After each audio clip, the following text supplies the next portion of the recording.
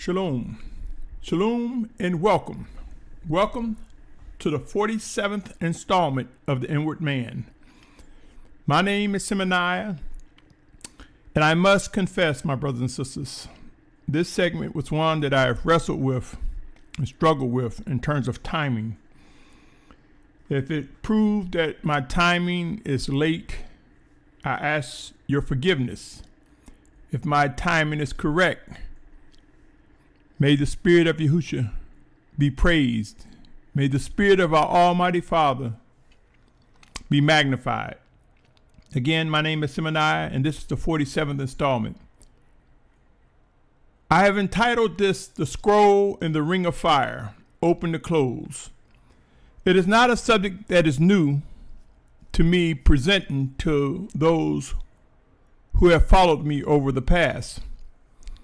It is something in more detail, or possibly the same detail, but different words, different meaning. It may not be the exact words, but the message describes the same. This message is to those who believe there will indeed be a final exodus before the physical return of Yahusha Mashyach. It is a message to the set apart, drawn ones of the Almighty Father Yahuah in Yahusha's name. It is a reflection of something that has been stirring inside of me. With that said, let's get started, O set apart Yasharal. Again, this segment is entitled The Scroll in the Ring of Fire, Open to Close. I say to you, Shalom again, O Yasharal. Specifically set apart Yasharal, those who seek to do the will of the Almighty Father Yahuah and find themselves being drawn by his set apart spirit in Yahusha's name. I will present in this segment that the scroll of physical life from open to close actually exists and is in motion as we speak, as each moment passes. I will present how I am compelled to believe that from the Garden of Eden to what is known as the international date line, which runs through the Ring of Fire, represents the edge of the scroll. It is where east meets west. It is represented by the international date line. I consider this, I believe this with all my mind, body, and soul, that this represents the scroll of physical life, where life began in the Garden of Eden, and as the scroll opened up, it completed at the international date line. It completed along the borders, or should I say right down the middle of what is now known as the Ring of Fire. I've spoken on this much, my brothers and sisters, and I believe that we will witness the Ring of Fire enlarge. We will witness destruction and death. Massive, phenomenal events will occur that will force man back to the region where life began. I believe we will witness this before our final transformation. That transformation as described in 1 John 3:2. It reads as follows: Beloved ones, now we are children of the Almighty One. It has not yet been revealed what we shall be, but we know that when he is revealed, we shall be like him, for we shall see him as he is. In this first part of this segment, my brothers and sisters, I want to set the stage and get individuals to see or envision and receive the words of my mouth and seek to discern whether they are indeed directed by the Spirit of Yahusha or not. If they are indeed true, may all esteem go before the Father. I invite you to hear these words closely, O Yasharal. As I state often, time will prove whether these words are true or not. The final gathering, a set-apart people will experience. As I have mentioned before, it will not occur overnight. It will not happen in an instant. By now, I have no doubt that we can agree that we are indeed a stiff-necked people who yet pursue the will of the Almighty Father Yahuah. Sure, there are those who are just plain rebellious with no intentions of worshiping the Almighty One. Keep in mind, however, there are also those among us who desire to grow in set apartness, but we struggle with the battle of the flesh against the spirit. For the scriptures inform us that that battle will exist until such transformation take place that I mentioned earlier. I submit to you, my brothers and sisters, I am compelled to believe, as I state often, that forced migrations, forced movement will come. We may be stiff-necked, but it cannot stop, it cannot impede, nor will it get in the way of the promises that the Almighty Father made in gathering his children from the four corners of the earth. As a result, my brothers and sisters, I believe we will witness migrations, not only of set-apart children of Yahuah, but also a migration of those who are physically alive, individuals who would be considered the wicked ones. Keep in mind that the scriptures talk about death and destruction in large mass, and I'll mention that later in this segment. The scriptures talk about the tribulation and how there will be much destruction. I say to you, my brothers and sisters, the scriptures also talk about wicked ones, nations coming together to march against Yasharal. So you see, in that final battle that many call the battle of Armageddon, but that's not what the scriptures say. It say that the nations gathered in Megiddo. They gathered in Armageddon before they marched against the set-apart children, my brothers and sisters. Let us understand the fullness and the truth of the matter. The children of Yahuah will gather in one place, and the wicked ones another. But they will all be gathered in that region that is commonly known as the Middle East, which is truly the upper northeast quadrant of Africa. Before we get into the scriptures, I would like to set the stage even more, my brothers and sisters, by talking about some practical things that are occurring before our very eyes. Currently, it is estimated that there are roughly 7.6 billion people on the planet. Keep in mind, with this many people, there must also be places where each individual lives. In other words, land is occupied. Now, if you would, let's begin to consider current conditions on this planet. While there are deniers of global warming and climate change, this does not change the realities of what's unfolding. Ask someone who live in areas that are crumbling right now.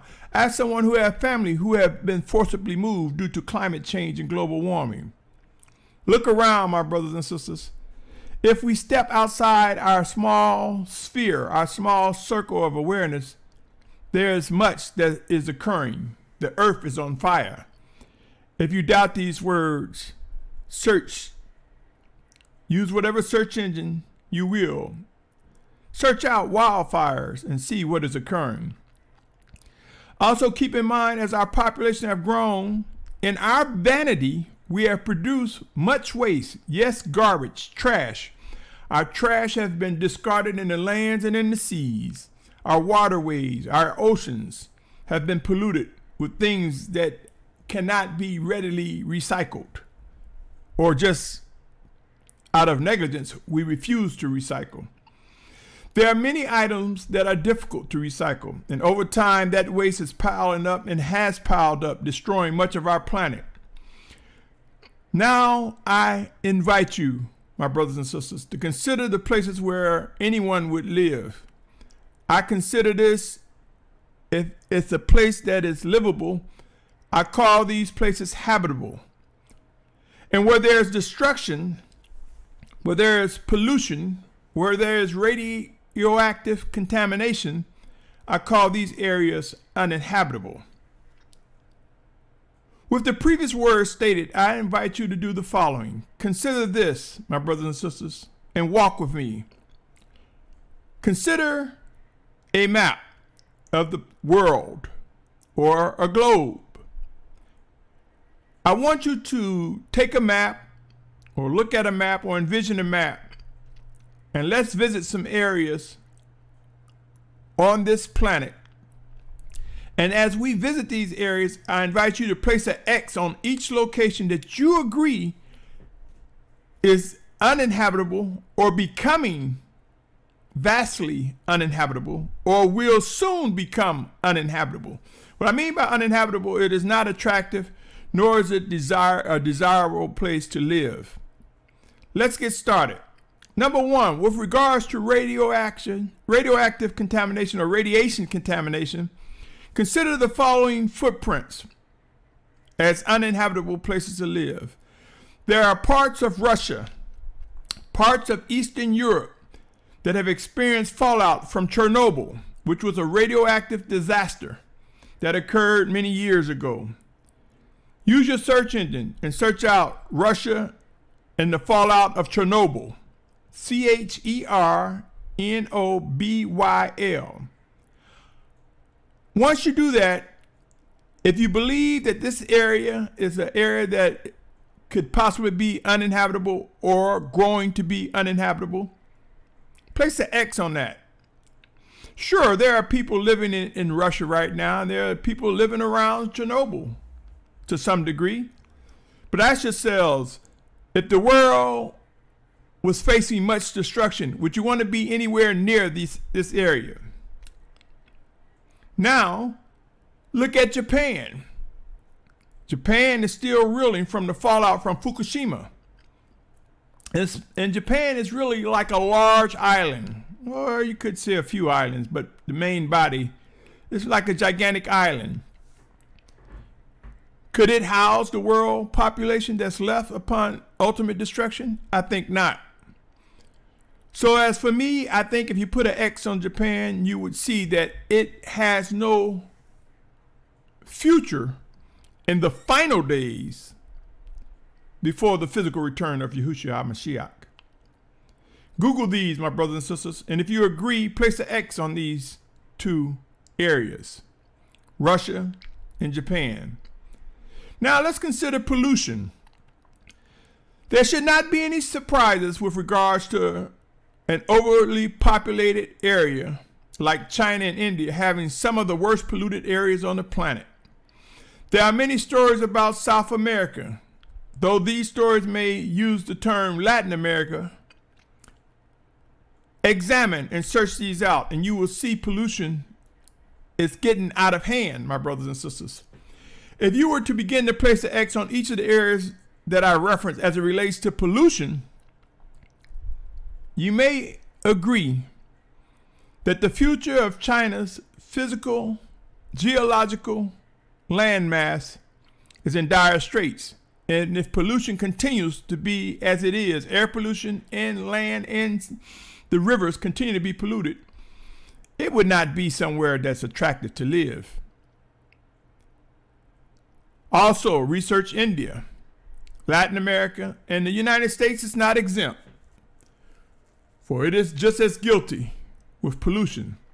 Examine these areas, my brothers and sisters, and ask yourself, do you really believe that there is a future for areas that have become massively polluted or contaminated by radiation? Even in the United States, we may not even pay attention to it, but the radioactive waste from these nuclear plants that are around the country, that radioactive waste has been buried somewhere. In some cases have been buried at sea. We are destroying our planet, O Yasharal. Next, search the following as it relates to sea level rise. Australia. Australia is another, like a huge island, so to speak. It's like a gigantic island. Sure, it's one of the continents. But look at Australia as it relates to sea level rise and ask yourselves, could the population of the planet move and migrate to Australia? I think not. Look at sea level rise in Europe. Look at sea level rise globally. As climate change and global warming occur, we see that the degradation of livable areas on this planet will shrink, O Yasharal. Now stay with me. Research now the ring of fire and the probability of the destruction that just may occur during these last days. With volcanoes and earthquakes in diverse places, I submit to you the ring of fire, which is the most active region on the planet, that encompasses the international date line, that encompasses the area from north to south where east meet west. I ask you to research these. Again, I ask you to place an X on the places you believe will not be the best place to live during the Great Tribulation. My brothers and sisters, if we search the scriptures, it's as though the Spirit of Yahuah has opened our eyes and allowed the process of his promised vengeance and wrath, have allowed the process of fulfilling what he has promised to his children to be visible to those who have placed the X and see that there's an arrow that points back to the region where life began. If you search the scriptures, my brothers and sisters, you will not find all of these areas mentioned when life began. You will not find all of these areas that I've mentioned noted in end time prophecy. End time prophecies speak of the region where life began. End time prophecy speaks of the region known as the Promised Land. End time prophecies bring our attention, our final attention before the physical return of Yahusha Mashyach, back to his set apart land. So I say to you, my brothers and sisters,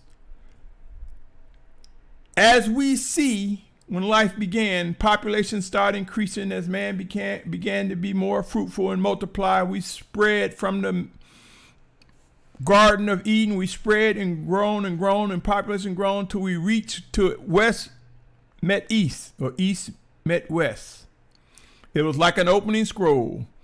And now I submit to you that scroll will prove in the coming days to be closing up, preparing the planet for that final transformation before the physical return of Yahusha, before Judgment Day. Judgment Day would be the final transformation. Now, if you will, let us, O Yasharal, let us examine some scriptures regarding these matters.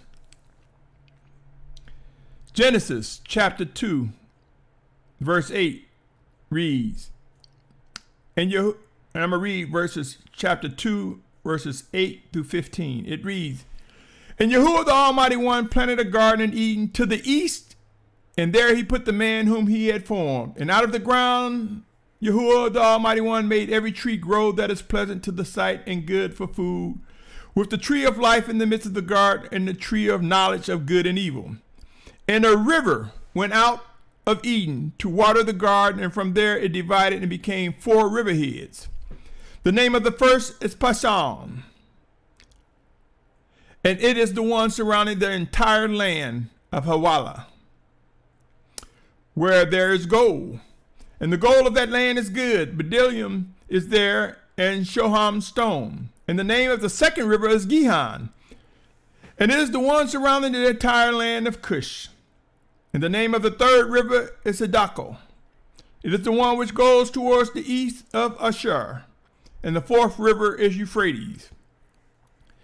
And Yahuah the Almighty One took man and put him in the Garden of Eden to work it and to guard it. My brothers and sisters, here we get some idea where physical life began for man at the Garden of Eden. Let me continue by reading, and that what I just read was Genesis chapter 2, verse 8 through 15. Now come with me to Genesis chapter 15, verses 18 through 21. Genesis chapter 15, verses 18 through 21. It reads as follows. On the same day Yahuah made a covenant with Abram, saying, I have given this land to your seed for the river of Mizraim to the great river of Euphrates, with the Canaanite and the Wizite and the Cadmonite and the Hittite and the Perizzite and Raphaim and the Amorite and the Kenite and the Girgashite and the Jebusite. Here, keep in mind the promised land he's describing is near the river Euphrates. So if you believe that the land that the Most High has given encompasses an area that somewhere the Garden of Eden may be hidden, Even if you don't agree whether the Garden of Eden was hidden there, we can agree that this is the promised land that the Most High gave Abram, who later became Abraham. Given the locations, one should be able to discern that he did not say China, he did not say Japan, nor Australia. He did not say Europe, Antarctica, Latin America, or South America, nor North America, nor Central America. He brings our attention to the northeast section of Africa, an area most widely known as the Middle East. I say to you, O Yasharal, this describes the promised land. Continue with me as I continue to press on. Come with me to Revelation's 16th chapter, verses 16 through 20. It's saying they gathered together to the place called in Hebrew tongue Harmageddo, or some may say Armageddon.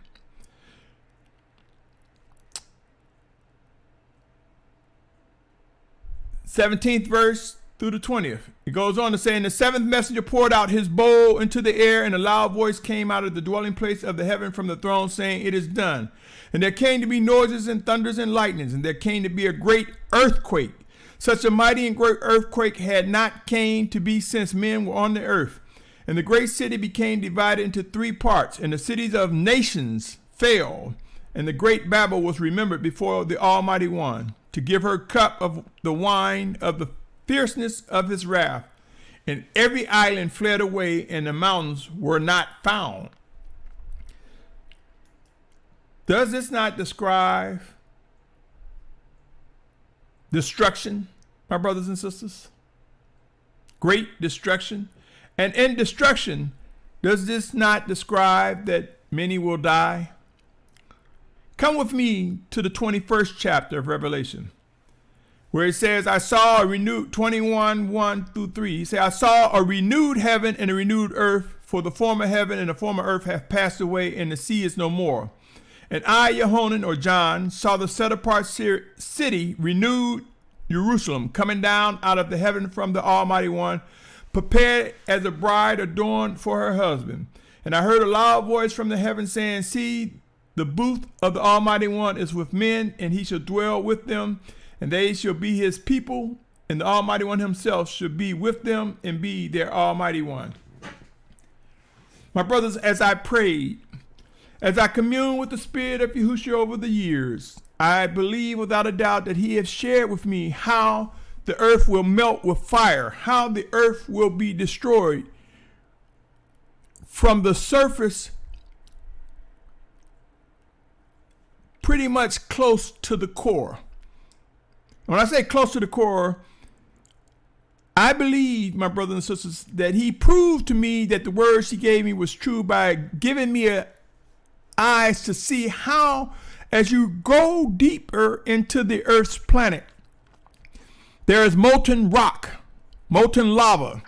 And as it spew up as a result of earthquakes and volcanoes, fissures opening up, as we see and witness lava come up, we see that there's new land mass. Islands are formed. Lands are formed. We see, O Yasharal, if you research, that when lava comes up, it consumes. It burns much in anything in its path. And new lands are formed. It was as though the Spirit of Yahushua was revealing to me that the earth will burn up, but not the entire planet. The entire planet will not disintegrate because the planet is forever. But there will be a new heaven and a new earth. That new earth will come as a result of fire, a consuming fire, as a result of the wrath of the Almighty Father, as a result of his plan for creating a new earth. And we will witness as the new earth is formed. Then we will see him cap it off. It would be as though he lifted his children, those who will be transformed, those who are described to be caught up. And I believe at the final days, at that final time, that caught up, which many people say is the rapture, will happen upon the final destruction. When that final earthquake happened, everything will be destroyed. And so we will be caught up. We will see the new earth, and then it would be capped off in Yahuwah's time with a new Jerusalem, there will be a transformation like we have never imagined in our entire existence. So you see, my brothers and sisters, when you read about scriptures that talks about the earth melting and being destroyed, and you read about inheriting the earth, understand the dynamics of the details of what would occur. Let me share some scriptures, more scriptures with you, my brothers and sisters, to ponder on the things I just said. 2 Peter 3:10 through 13, it reads as follows. But the day of Yahuah should come as a thief in the night, in which the heavens shall pass away with a great noise, and the elements shall melt with intense heat, and the earth and the works that are in it shall be burned up. Seeing all these are to be destroyed in this way, what kind of people are you to be in set apart behavior and reverence, looking for and hastening the coming of the day of the Almighty One, through which the heavens shall be destroyed, being set on fire, and the elements melt with intense heat. But according to his promise, we wait for a renewed heaven and a renewed earth in which righteousness dwells. You see, my brothers, it describes the melting, the destruction. And I submit to you, it will not be at the flash, not the destruction. I submit to you, we will witness it occur and process, through a process in which the Most High has established. Now, you might say, well, and I've mentioned this before, and I had someone unlearned say, well, no, scriptures say the earth is going to be forever. The earth is going to be forever. But they fail to look and understand and discern the life in the scriptures to discern how it can burn up and it could be forever. You see, there are many components to the earth, my brothers and sisters. And they argue me because of scriptures that talk about us inheriting the earth. But they fail to realize what transpires before the inheritance fully take place. Psalms 37:9 say, for evildoers are cut off, but those who wait on Yahuwah, they shall inherit the earth. I submit to you, my brothers and sisters, if we study all the scriptures, we'll know this is the new earth that we will inherit. Could you be excited about inheriting a polluted planet? Or will we say hallelujah to a renewed planet where all that has contaminated have been destroyed at the hand and by the word of the Almighty Father? Psalm 37:11 say, but the meek ones shall inherit the earth and delight themselves in plenty of peace. Again, I submit to you, a new earth, sure, we would have plenty of peace.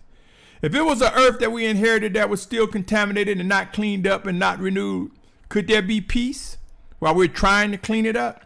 Just think about that for a moment. That was Psalms 37:11. Isaiah 57:13 reads, when you cry out, let your collections of idols deliver you, but the wind shall bear them all away, a breath take them.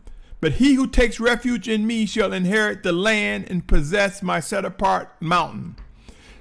I want to bring this to your attention, for I believe as the scroll closes, we will find ourselves in the region that is close to the set apart mountain of the Most High. Again, keep in mind, as it states, we will inherit the earth. But I believe this is in reference to the new earth, my brothers and sisters. Matthew 5:5 say, blessed are the meek, because they shall inherit the earth. I'm going to pause right now, my brothers and sisters. Pause and ask you to stay tuned for part 2 of this title, The Scroll in the Ring of Fire, Open to Close. I believe these words are pertinent, my brothers and sisters. And if you believe we are in the end times, and if you believe it is a process that will take time, now is the time to begin to discuss and ask questions, to make preparations for movement, O Yasharal. Stay tuned as I present part 2 in the next recording of The Inward Man. My name is Symmanayah, and be encouraged, O Yasharal. End times are here. Our redemption draws near. Stay tuned for part 2. Shalom, shalom, shalom.